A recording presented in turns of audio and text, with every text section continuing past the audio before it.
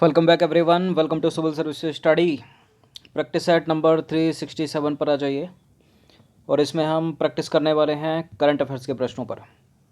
ठीक है, तो चलिए स्टार्ट करते हैं। इंपॉर्टेंट है, 2 से 3 सेकंड का टाइम मिलेगा एक प्रश्न को पढ़ने के बाद अपना भी सोचना कि आंसर क्या हो सकता है। चलिए, तो क्वेश्चन नंबर 1 पर आ जाइए। किस राज्य सरकार ने जानवरों के लिए, भारत का पहला है इसलिए इंपॉर्टेंट है, भारत का पहला सरकार द्वारा संचालित एम्बुलेंस नेटवर्क स्थापित करने का निर्णय लिया है? किसने? किस राज्य की सरकार ने? मध्य प्रदेश, कर्नाटक, उत्तर प्रदेश या आंध्र प्रदेश? उत्तर प्रदेश नहीं है, आंध्र प्रदेश है। ठीक है, ऑप्शन नंबर डी। तो 23 मार्च 2021 को प्रकाशित रिपोर्टों के अनुसार आंध्र प्रदेश सरकार द्वारा पशुपालन और पशु चिकित्सा क्षेत्र को बढ़ावा देने के लिए एम्बुलेंस नेटवर्क स्थापित करने का निर्णय लिया है। ठीक है, मुख्यमंत्री वाई एस जगनमोहन रेड्डी ने संकटग्रस्त जानवरों तक पहुंचने और उन्हें है उचित पशु स्वास्थ्य सेवा प्रदान करने हेतु अपने मुख्य मिशनों में से एक बनाया है। ठीक है, इस जानवरों वाली एम्बुलेंस को।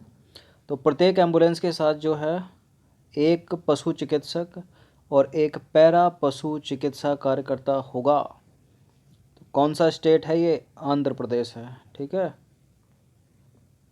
पशुओं के लिए सरकार द्वारा संचालित एम्बुलेंस नेटवर्क। क्वेश्चन नंबर 2 पर आ जाइए। 23 मार्च 2021 को केंद्रीय मंत्रिमंडल को भारत और जापान के मध्य किस क्षेत्र में हस्ताक्षरित सहयोग ज्ञापन के बारे में अवगत कराया है? कौन सा क्षेत्र है वो? सूचना प्रौद्योगिकी, जल संसाधन, कृषि या पारंपरिक चिकित्सा? जल संसाधन, ऑप्शन नंबर बी। तो 23 मार्च 2021 को केंद्रीय मंत्रिमंडल को जल संसाधन के क्षेत्र में जल शक्ति मंत्रालय के जल संसाधन, नदी विकास और गंगा संरक्षण विभाग तथा जापान की भूमि आधारभूत संरचना, परिवहन, पर्यटन मंत्रालय के जल और आपदा प्रबंधन ब्यूरो के बीच हस्ताक्षरित सहयोग ज्ञापन से अवगत जो है वो कराया है। ठीक है, दोनों देशों के बीच में सूचना को लेकर, ज्ञान को लेकर, प्रौद्योगिकी को लेकर और विज्ञान आधारित अनुभव के आदान प्रदान को बढ़ाने के साथ साथ संयुक्त परियोजनाओं के कार्यान्वयन हेतु इस AMOU को साइन किया गया है या समझौता ज्ञापन को हस्ताक्षरित किया गया है। इस समझौता ज्ञापन का लक्ष्य या MOC है, सॉरी।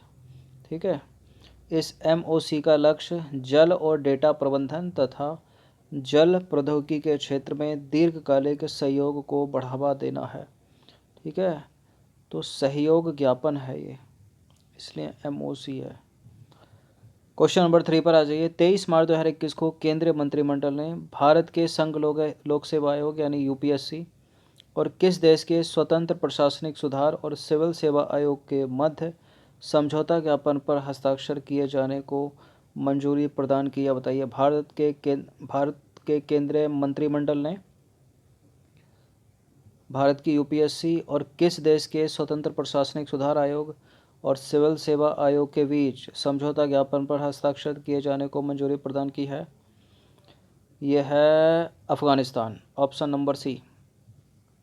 तो 23 मार्च 2021 को केंद्रीय मंत्रिमंडल के द्वारा भारत के लोक सेवा आयोग और अफगानिस्तान के स्वतंत्र प्रशासनिक सुधार और सिविल सेवा आयोग के मध्य समझौता ज्ञापन पर हस्ताक्षरित किए जाने को मंजूरी प्रदान की गई। ठीक है, इस समझौता ज्ञापन से उम्मीदवारों के चयन के क्षेत्र में दोनों पक्षों को अनुभव और विशेषज्ञों ठीक है विशेषज्ञतों को साझा करने की सुविधा प्रदत्त होगी। ठीक है,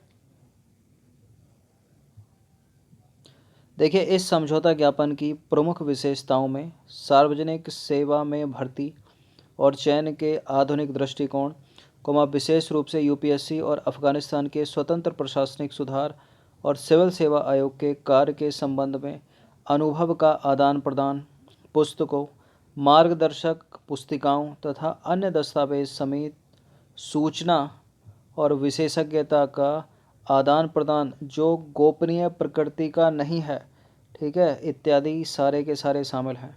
कोई गोपनीय नहीं होना चाहिए, ठीक है, जिससे दोनों देशों की आन बान शान बाधित होती हो। चलिए, क्वेश्चन नंबर 4 पर आ जाइए। तो भारत का यूपीएससी है और अफगानिस्तान का लोक सेवा आयोग है। 24 मार्च 2021 को के बिरला फाउंडेशन द्वारा किसे 30वां व्यास सम्मान प्रदान किए जाने की घोषणा की है। इम्पोर्टेंट है 30वां व्यास सम्मान भी और 30वां सरस्वती सम्मान भी, ठीक है, याद रखना। किसको मिला है? सुखदेव भट्टाचार्य को नहीं, नासिरा शर्मा को तो 29वां मिला था। शरण कुमार लिम्बाले को मिला है 30वां सरस्वती सम्मान, याद रखना, ठीक है। इसका उत्तर हो जाएगा यहाँ पर प्रोफेसर शरद पगारे।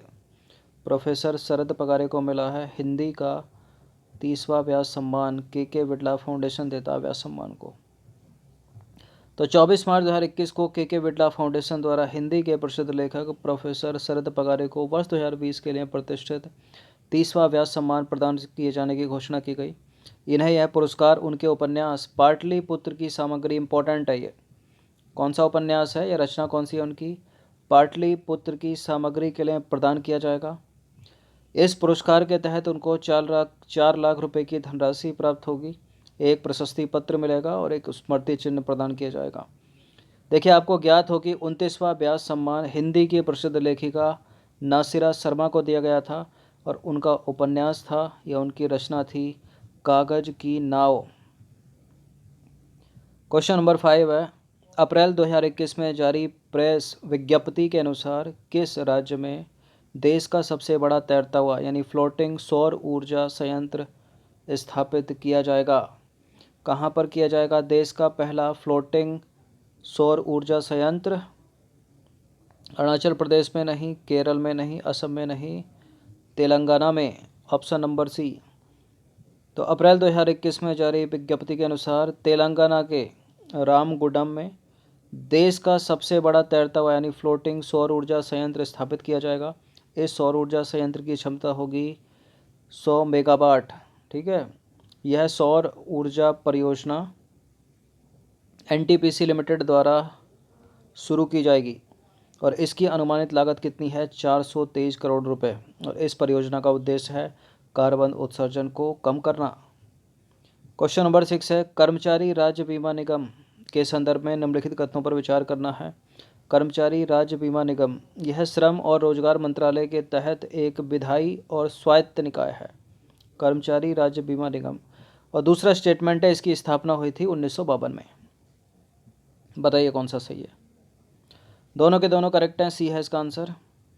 तो कर्मचारी राज्य बीमा निगम श्रम एवं रोजगार मंत्रालय के तहत एक विधायी एवं स्वायत्त निकाय है। इसकी स्थापना हुई थी वर्ष 1952 में और इसका मुख्यालय है नई दिल्ली में, मुख्यालय लिखा है। देखिए, हाल ही में क्यों पूछा गया प्रश्न, हाल ही में 1 अप्रैल 2021 को वरिष्ठ आईएएस अधिकारी मुखमीत एस भाटिया ने कर्मचारी राज्य बीमा निगम के नए महानिदेशक के रूप में पदभार ग्रहण किया है।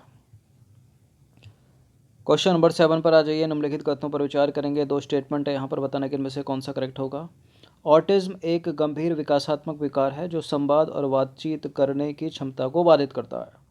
2 अप्रैल 2021 को संपूर्ण विश्व में विश्व ऑटिज्म जागरूकता दिवस या वर्ल्ड ऑटिज्म अवेयरनेस डे मनाया गया 2 अप्रैल को।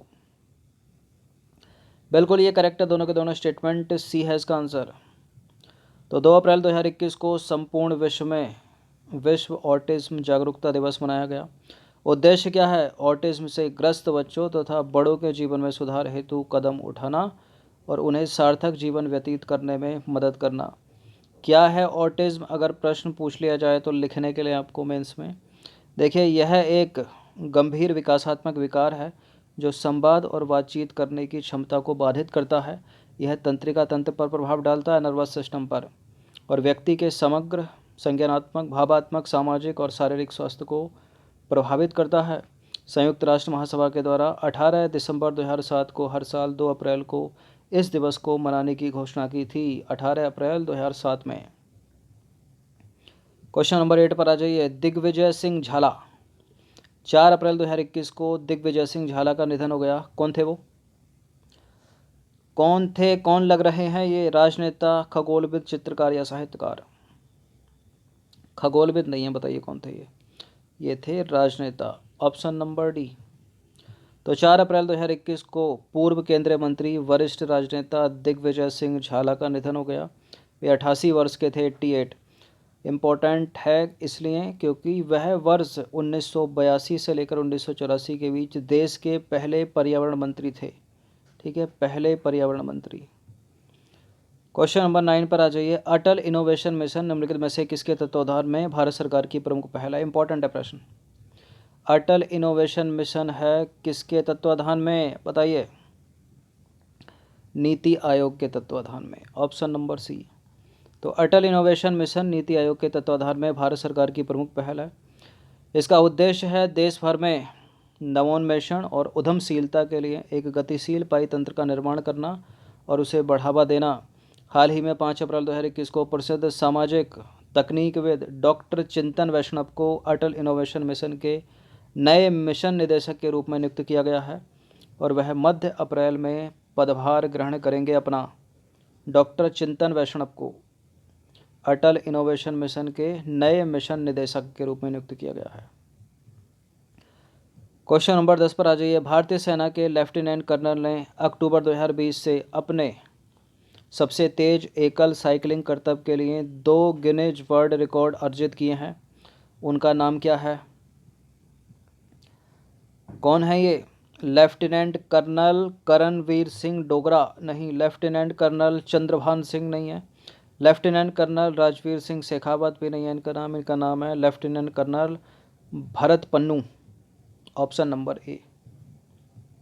तो देखिए, भारतीय सेना के लेफ्टिनेंट कर्नल भरत पन्नू ने अक्टूबर 2020 से अपने सबसे तेज एकल साइकिलिंग करतब के लिए 2 गिनीज वर्ल्ड रिकॉर्ड अपने नाम किए हैं। ठीक है, पहला रिकॉर्ड उन्होंने तब बनाया जब लेफ्टिनेंट कर्नल पन्नू ने 10 अक्टूबर 2020 को लेह से लेकर मनाली तक केवल 35 घंटे 25 मिनट साइकिल चलाई थी। ठीक है, और कितने किलोमीटर की दूरी तय की थी उन्होंने? 472 किलोमीटर की दूरी केवल 35 घंटे 25 मिनट में तय कर दी। ये था उनका पहला रिकॉर्ड जिसके लिए मिला इनको Guinness book of world record. और दूसरा, लेफ्टिनेंट कर्नल पन्नू ने 5,942 किलोमीटर लंबा स्वर्णिम चतुर्भुज मार्ग बनाते हुए एक दूसरा रिकॉर्ड बनाया जो दिल्ली, मुंबई, चेन्नई और कोलकाता को 14 दिन 23 घंटे और 52 मिनट में जोड़ता है। ठीक है, साइकिल के जरिए उन्होंने 14 दिन 23 घंटे और 52 मिनट में 5,942 किलोमीटर लंबा, ठीक है, स्वर्णिम चतुर्भुज बनाते हुए दिल्ली, मुंबई, चेन्नई और कोलकाता को, ठीक है, कवर कर लिया। इसके लिए मिला इनको दूसरा Guinness book of world record. ये हैं लेफ्टिनेंट कर्नल भरत पन्नू।